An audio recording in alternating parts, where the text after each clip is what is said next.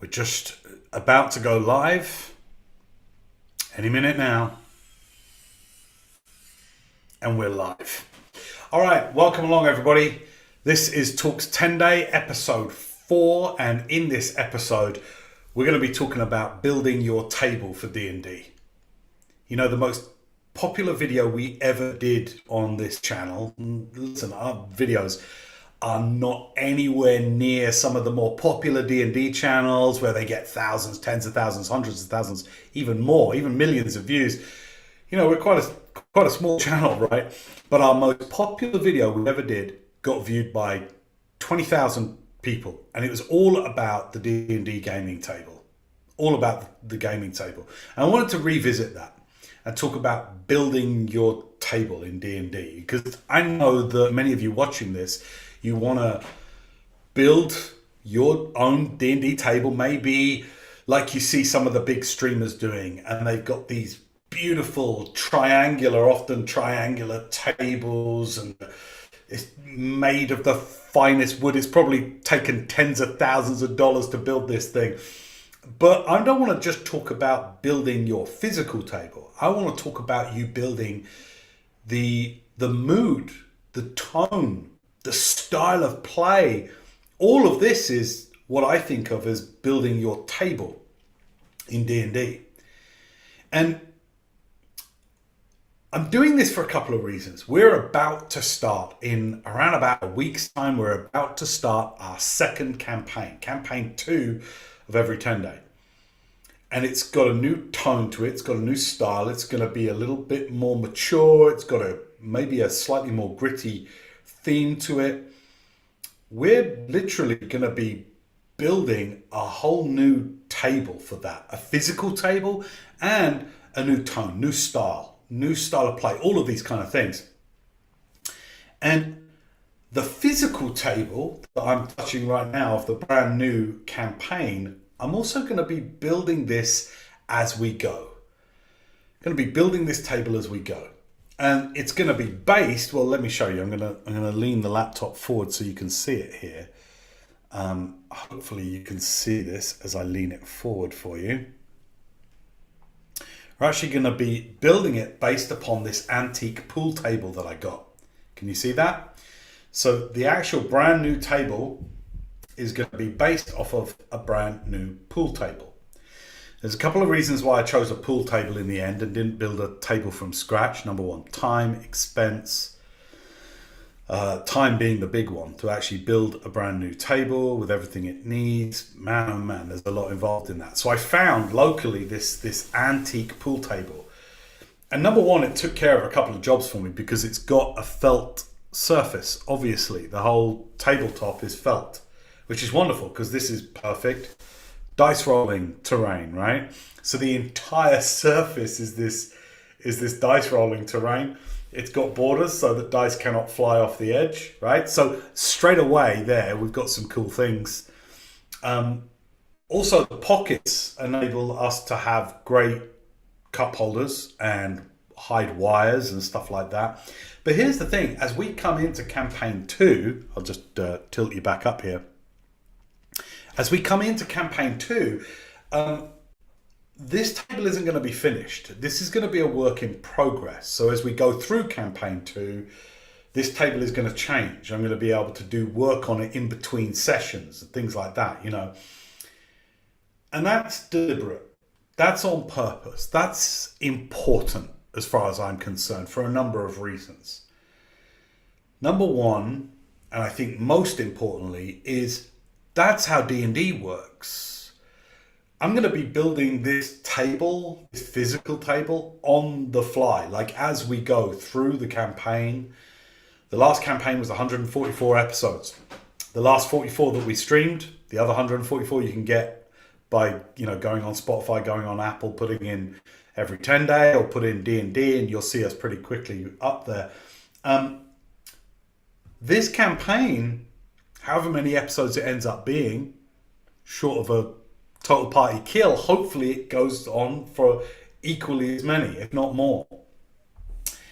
And the reason I want to build this table on the go is because that's how D&D is played. That's how DMing goes as well. And I don't think enough people know that and see that. And I want to share in that build as you go spirit with you.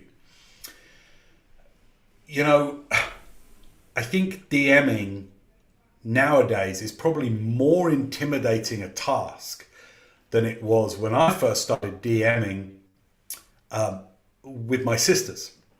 So I was a player first with my brother, starting back in 1987 when I was 10 years old, 35 years ago. That was also when my character Nimblefoot first made an appearance. That's when my brother's NPC, kind of DMPC, NPC character Mistrider first made an appearance 35 years ago. Characters made an appearance in the campaign that we've just finished, campaign 1, with my kids as the main characters, playing the main characters.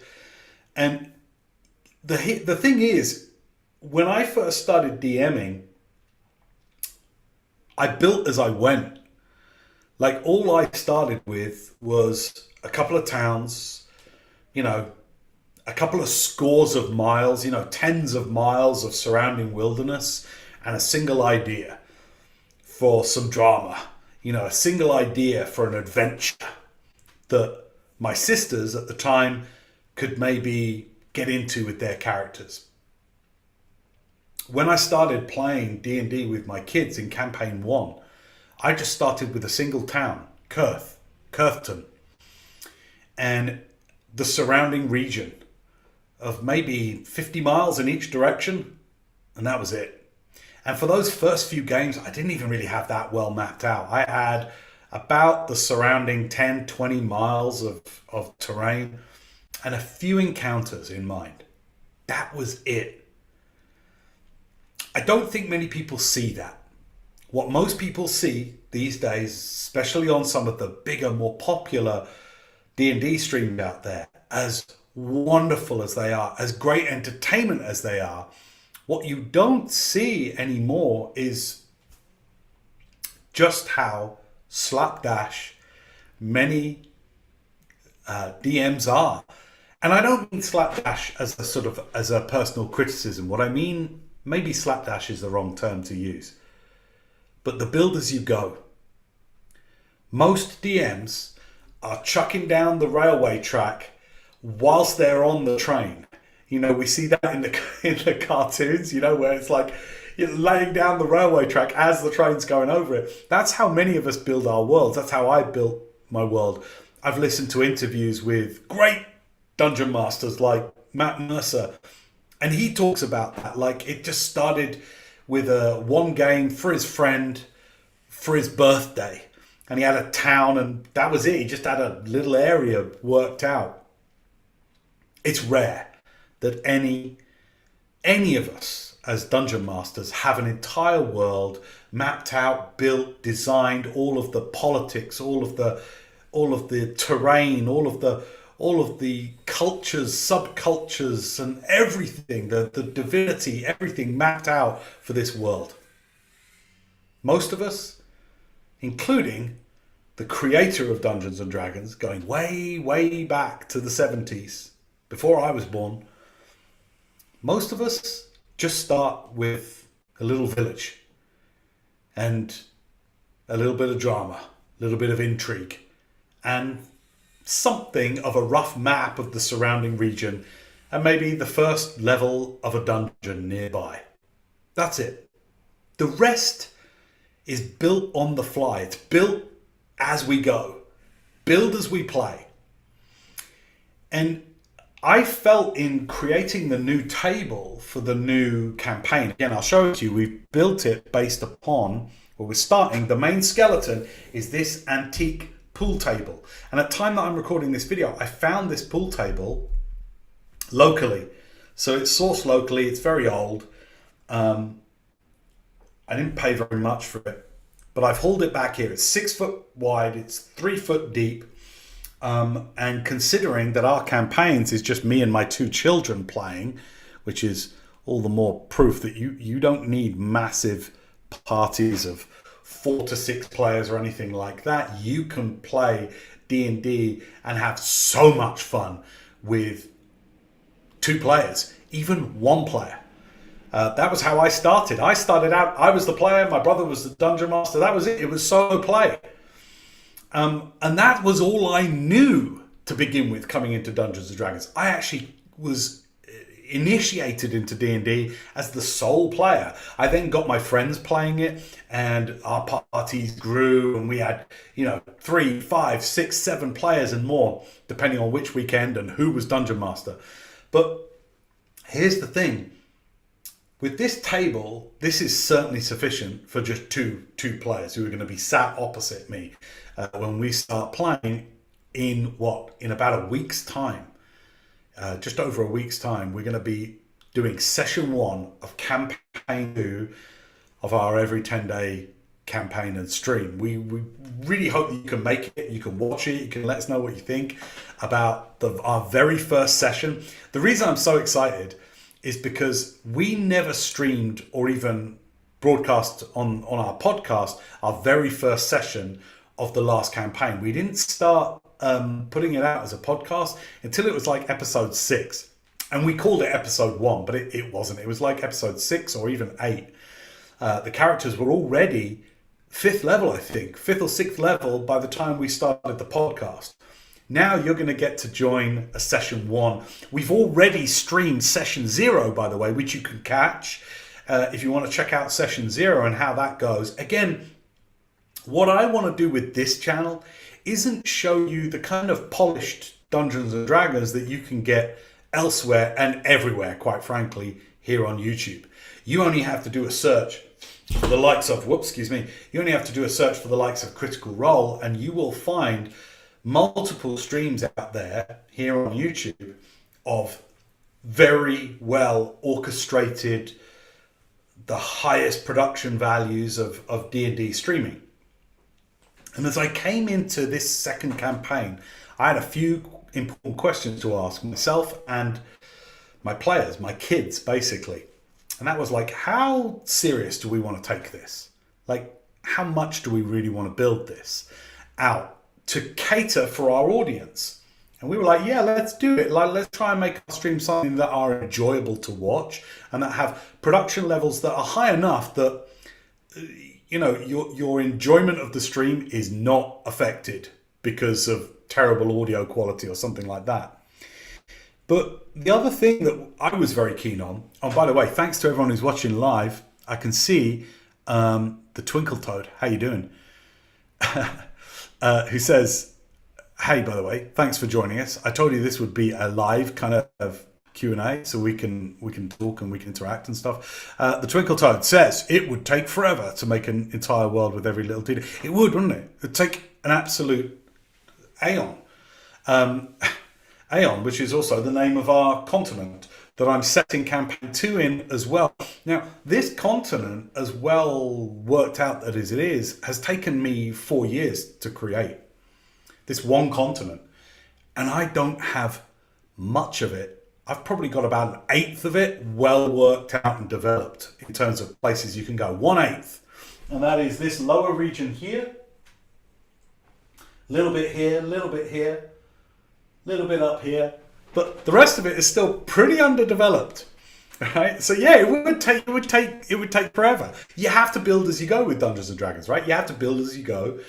Lay the railway track down whilst the train's running over it, you would be non-stop creating. I agree with you. I'd like to have a table with a TV in it for digital animated maps. But all my games take place on Discord. Cool. Yeah. I mean, look, I have actually, this is a conversation I've got to have with my players, with my kids, because we thought initially about why don't we drop a TV in the table so that we can get the virtual desktop in there, we can do our maps in there and the TV and everything. The more I've thought about it, the more I'm steering clear of it. And this is a big conversation I'm going to have with my son, Finley, one of our 2 players, right? Because I know Finley I'm sure will watch this. Hey son, how you doing? Finley really wants the TV in the table so that we can use battle maps that we just put up on the screen, and then when we're streaming we can show that. I am more inclined to go for the visceral, for the physical battle maps, for miniatures on the table. And there's a number of reasons for that. And again, this has to do with why we're going to be building this table right here that starts life at the moment. You're seeing it as the antique pool table that I literally picked up yesterday. I picked up this antique pool table yesterday, and I'm going to be transforming this into our gaming table. Slowly but surely over the course of campaign 2. Because I figure, again, in the spirit of build as you go, you build your campaign world as you go, you build the tone, you build the pace of your entire game as you go. You can't decide everything up front. These things show themselves, they reveal themselves. Likewise, I think your table, your gaming table, needs to be built as you go. Obviously, in the case of massive streamers like Critical Role, they've got the capital, they've got the finance, they've certainly got the motive to want to have all of that stuff really well designed, paid for, have an entire studio for it. And as we came into campaign 2, part of our conversation that I had with the kids was how much do we want to up level the production values for campaign 2? We all agreed we definitely do. And part of what we're going to be doing, and this is where we need your help, is we're going to be doing that as we play through campaign 2. So we're not going to be arriving with episode 1 of campaign 2 with the lights, the cameras, the backdrops, the fancy music, the special opening graphics, or any of that kind of stuff. We're not going to have the fancy table that cost $5,000 and has, wires and widgets and all sorts of fancy stuff. No, we're going to be starting episode 1 with an antique pool table with some lights, some hopefully decent cameras, some pretty decent microphones, but we're going to be building as we go. And we're going to be building with, we hope, your help. You're going to tell us what you like. You're going to tell us what you don't like. We're going to listen to you, and we're going to be building this all out with you. Why are we going to be doing that? Because that's the entire spirit of D&D. But there's another really important reason. You don't see that a lot. You don't see that a lot. In fact, I can't think of many, if any, big D&D streamers that involve their community in what they build, how they design, what they want to see. And remember, we are doing D&D mainly for families and young adventurers. That's friends, younger audience that want to start playing, older audiences like me who are coming back to the game and their kids are finally old enough to start roping them into playing D&D with them. And it's like, well, we have a key opportunity here. And this is where we want your involvement very, very much, is we're going to be listening to you. You get along to our Discord and let us know what you think of our setup, where you think we could improve, in the knowledge that we're not looking to compete with or build something like the stuff that's already out there by the big D&D streamers. We want to build something that shows you how you can build as you go. We want to be an example of how you don't need to be trying to compete with the big boys when it comes to your D&D channel and playing D&D in a way that's meaningful for you. You know what? At the end of the day, this game, once we start it every other week, every Tenday that we play this game is about me and my children and us telling stories that bring us closer together as a family. Us telling stories that we remember forever. We came to this game because, D&D is an amazing game to play with friends, right? It's like, as Matt Colville says, is the most fun you can have with your brain. And when you're doing that with friends as well, it's unlike anything else. It's the best fun you can have with your friends. It's also the best fun you can have with your family, and it brings family together. I believe that with all my heart. It brought me closer to my brother when we were young, and my brother, who's just been my best man, having recently gotten married, continues to be my best friend in the world because of the memories that we forged when we were young, when I was just 10 years old and he was just 13 years old. And I think that as a parent, so many of for those, I don't know how many of you out there watching this are parents and hoping to get your kids into the game or back into the game. But D&D also offers us an opportunity to do some of the stuff that kids don't want to hear from their parents. We can sneak it into the game. We can sneak some of these life lessons. We can sneak something about morality as we see it as parents into our games of Dungeons and Dragons, kind of under the radar, without having to sit our kids down and go, now, children, today I want to talk to you about XYZ. We can actually integrate that into our games such that getting close, learning, growing, having fun, all happens while we roll dice and kill monsters, collect treasure. So I want to talk and I want to build this table with you in witness, with you in collaboration as we go through campaign 2. Campaign 2 starts in about, let me think, in about 9 or 10 days time. So as a time that I'm doing this live, it's now Thursday, 24th. So on Saturday, the whatever that is, next Saturday, that's going to be our episode 1. I'll probably do a few shout outs about it as we get closer to it. So you're going to be able to join us for the very first session of campaign 2. It's going to be right here at this table that we're going to be building as we go. I really had been agonizing over the gaming table. At the old flat, where we played our first campaign, it was a glass table.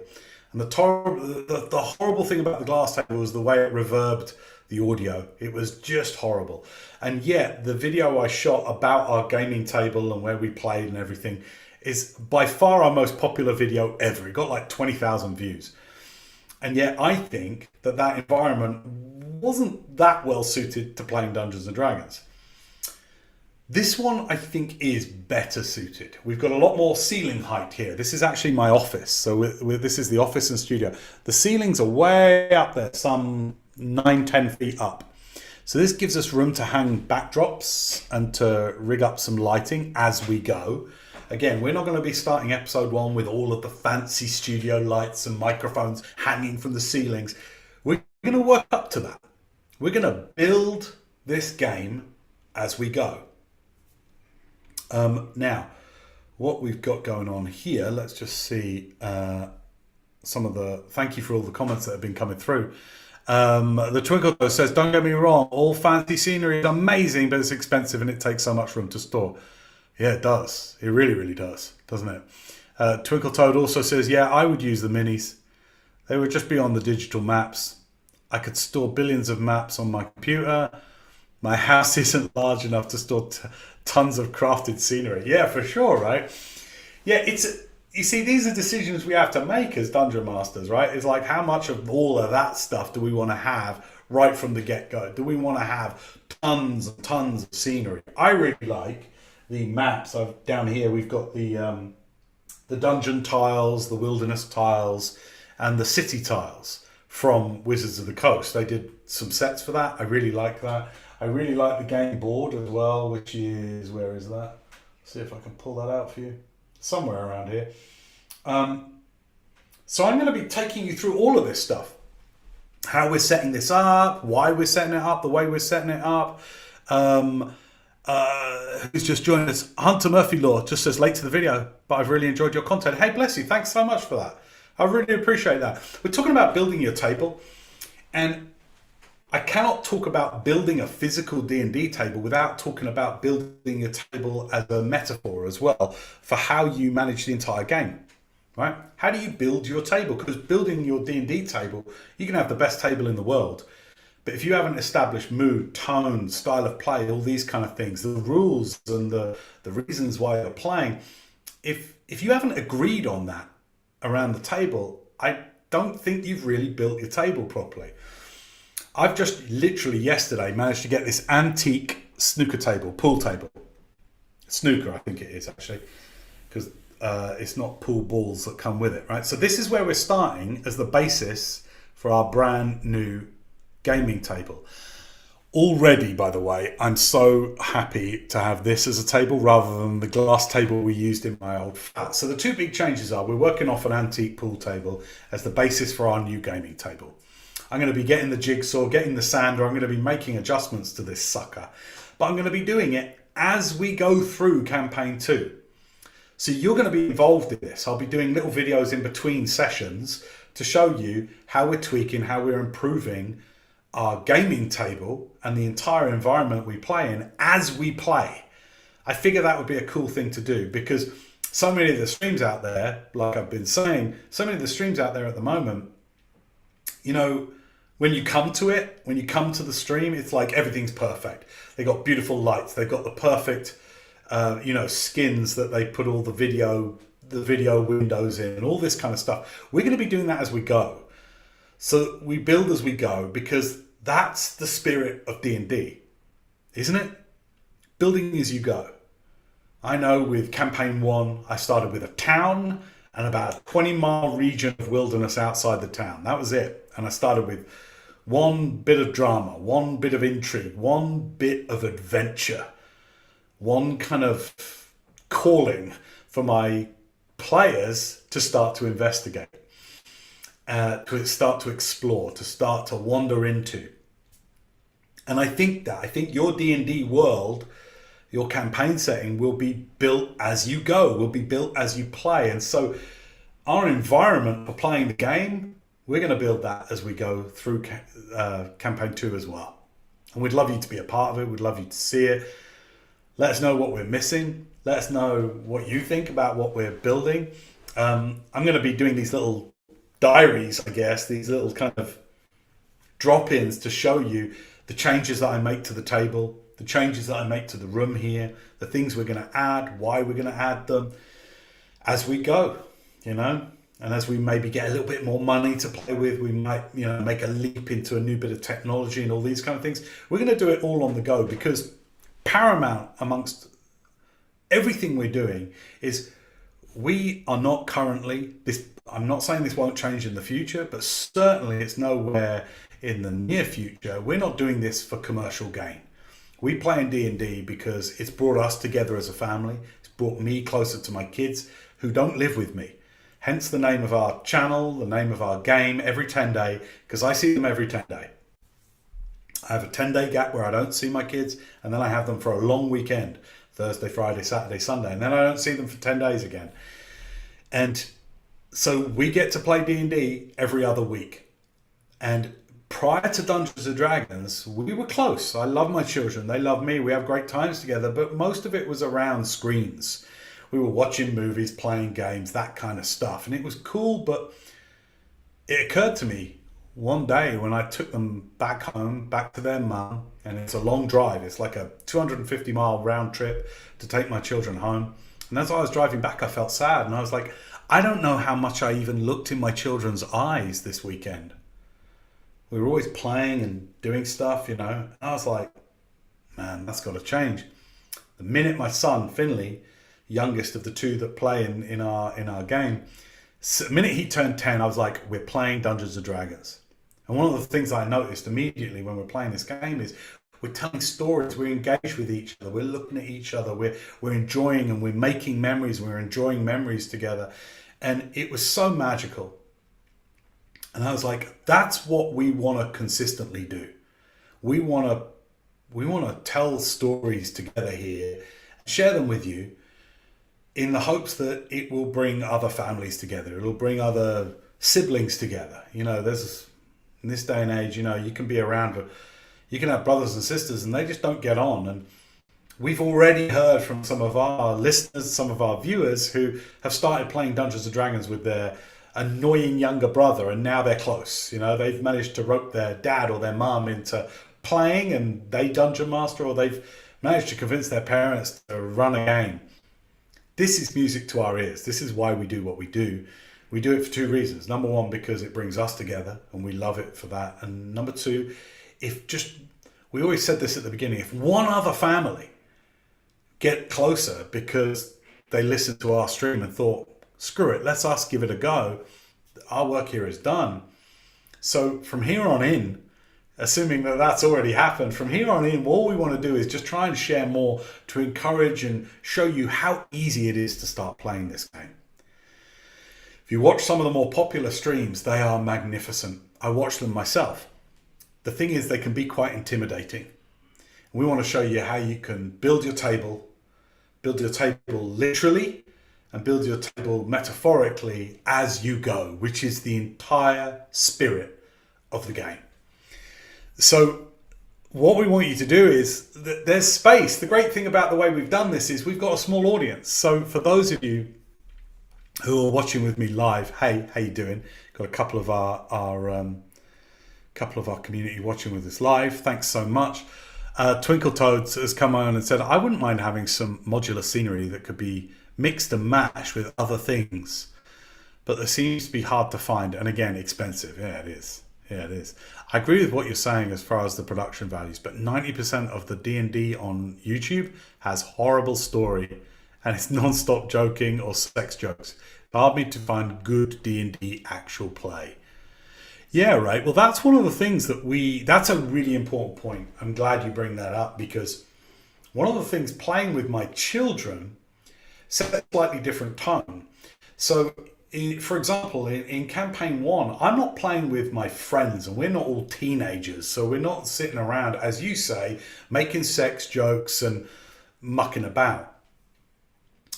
There is a dynamic at play where, even though I'm their DM when we get to the table, I'm also their father. And so I want to tell stories with them. I want to get to the memories. We do all that other joking and messing around when we're not playing D&D. So when we come to D&D, I want to be telling stories.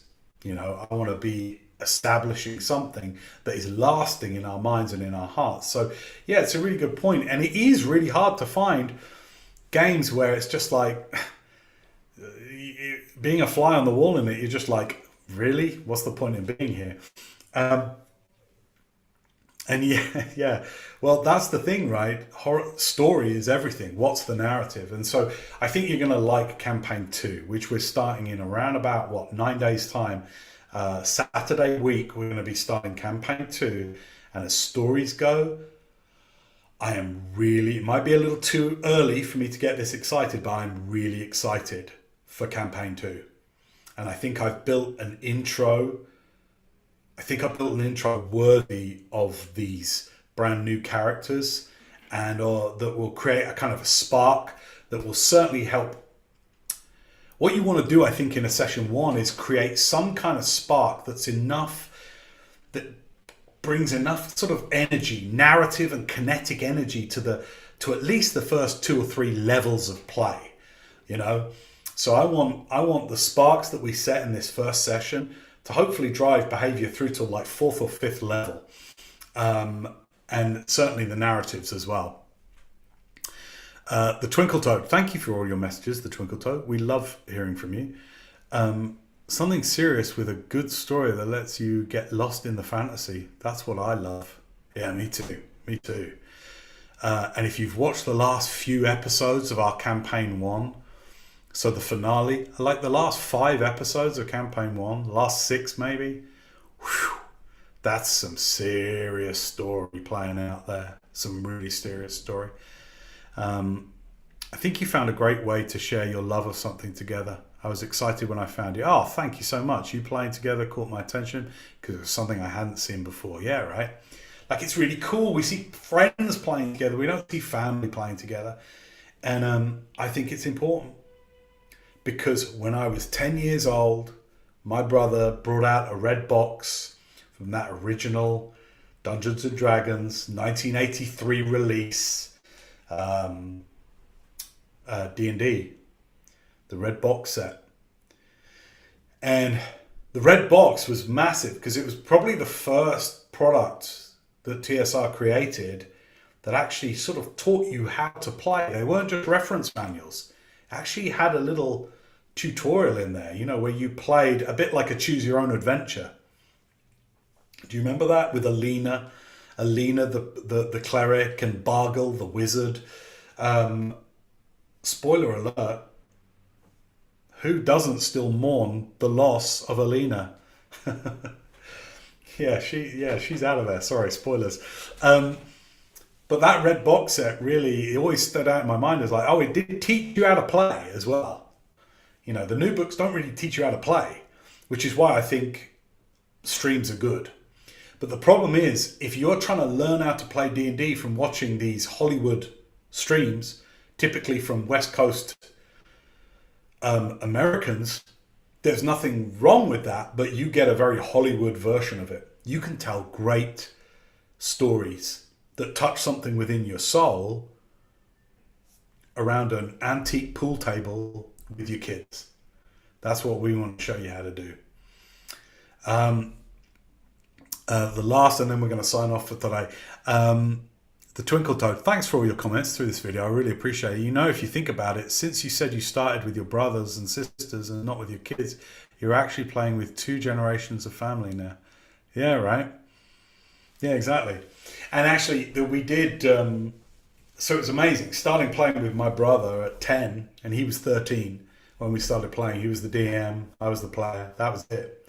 And that went on. We played like that for about 4 or 5 years. Then he left home at 17, and I started playing with my sisters, who are much younger than me. So this is like 4 years on. I'm 14. My sisters are 8. But I was like, don't worry, you'll be fine. Let's play. Let's roll up these characters. But here's the cool thing. Here's the really cool thing. Hey to Edgar Copeman. How you doing? We're talking about building your table, literally and metaphorically here. But the cool thing was, so I played from 10 till 14 with my brother, who was my DM. He reached 17, 18 years old and left home. And then I started playing with my sisters, who were 8. But here's the cool thing. All of the characters that we made then, so my sisters' characters when they were 8 years old, so this would be in 1991, 1991, something like that, 1991. And the character that I made back in 1987, all of those characters are in the same world as the campaigns I now run here in 2022 with my children. It's the same world, same setting. So it's all canon. And it was amazing if you want to recap any of the earlier games, any of the earlier streams, if you listen to the last sort of 4 or 5 or 6 episodes of campaign 1, spoiler alert, everybody comes back together. Everybody, the whole gang comes back together. My sister's characters are in it. I'm playing them all, obviously, but my sister's characters are in it. My brother's character's in it. My character from 1987's in it. We're all in it, along with my kids as well. And that's what I mean about you get transgenerational storytelling. Some of the same stories that were set in place 35 years ago when I started playing with my brother, some of that same theme runs through 35 years later into the games I'm playing with my kids, which is just magical. Now, as we come into campaign 2, which is starting in 9 days' time, next Saturday, not this Saturday, Saturday afterwards. As we go into campaign 2, it's now about 40 years after the end of campaign 1. It's set about 40 years later, so quite a significant time later. And I am so looking forward to setting the scenes with the story and telling a good story, like really sharing a good story.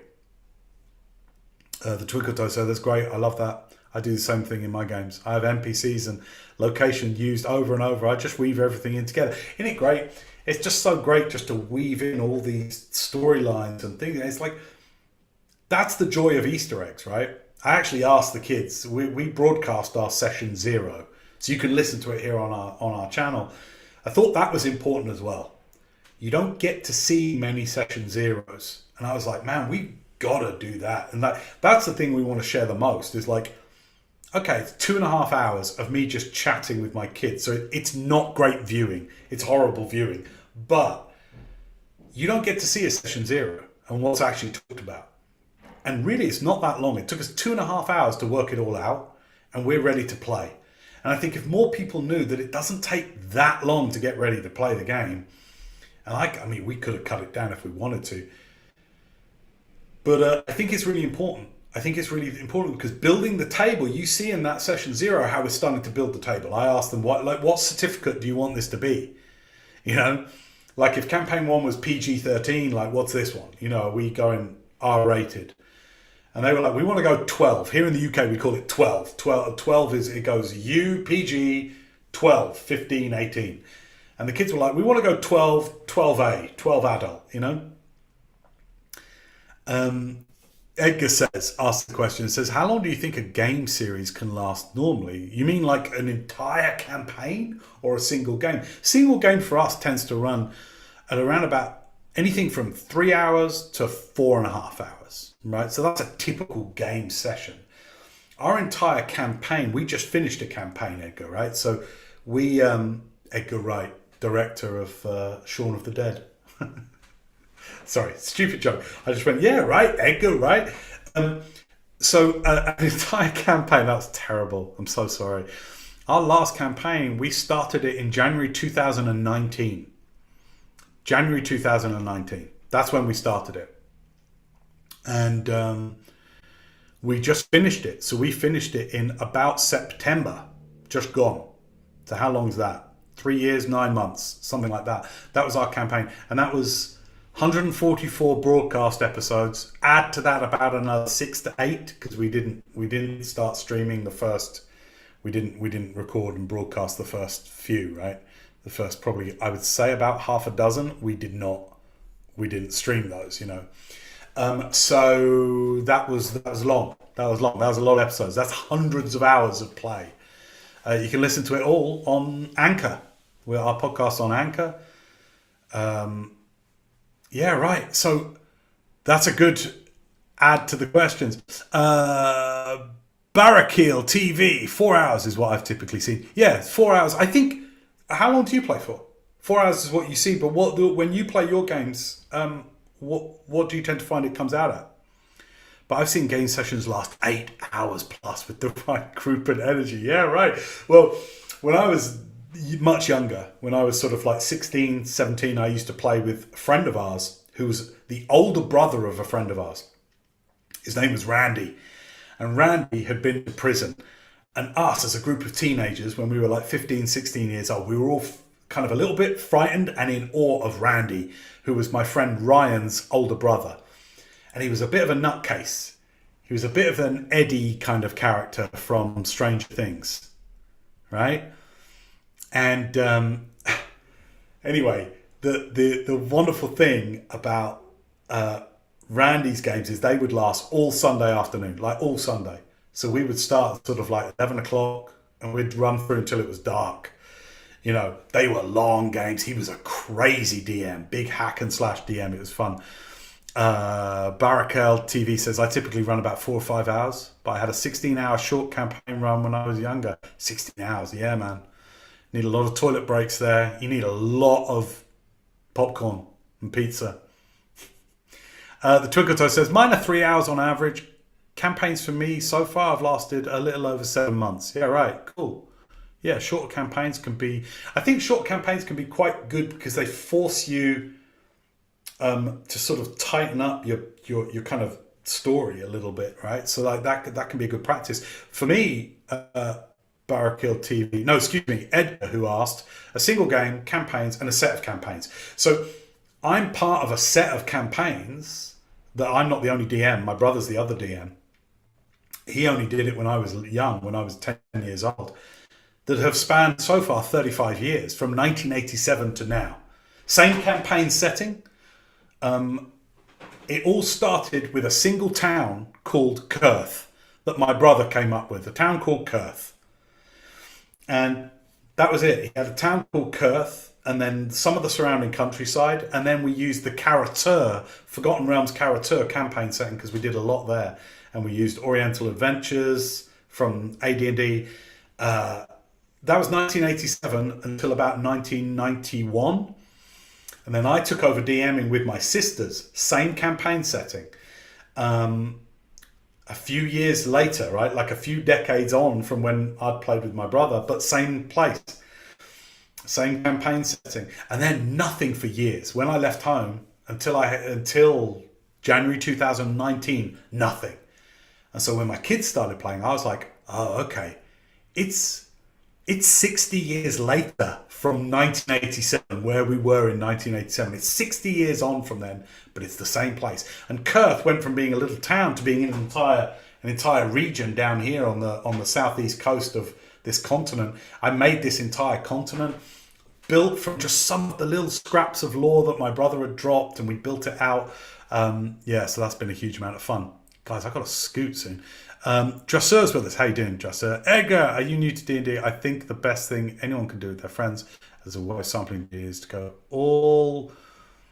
go splits on the starter set and just go head first into it. Yeah, it's good advice. Yeah, starter set's good. Starter set's good. Read the rules that are free. If you go to everytenday.com on our website, we put the free rules that we just did a link to Wizards of the Coast, because you can they put the rules online for free.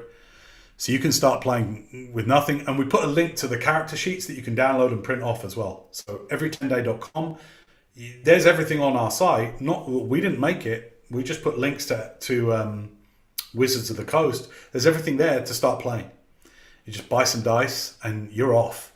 And watch our stream to see how imperfect you can be and still have a really, really good time. The entire reason we exist. There's so many streams here on YouTube that will show you D&D perfectly. We want to show you how to play it with friends, with family, and just have fun and build as you go. That's what this episode's all about. Hey guys, listen, I've got to sign off because I've got to scoot right now. Thanks so much for joining me live. The Twinkle Toe says, wait a second. So your map on the wall is something your brother started 30 years ago? That's neat. Yeah, for sure. It started as a single town called Kurth. He didn't build out any of this. I built out the continent. But some of the ideas of his, so I made Kurth into a region. And there's a town called Kurth in the region of Kurth. And I built where that comes from. I built everything around it. I had a lot more time to do that. He was 13 when he went, there's a town, it's called Kurth. He was 13 when he did that. Me as an adult, going back nearly 4 years now, I was like, okay, I've got some time. I've got some resources. Let's build this out. So yeah, this whole campaign setting has spanned 35 years so far.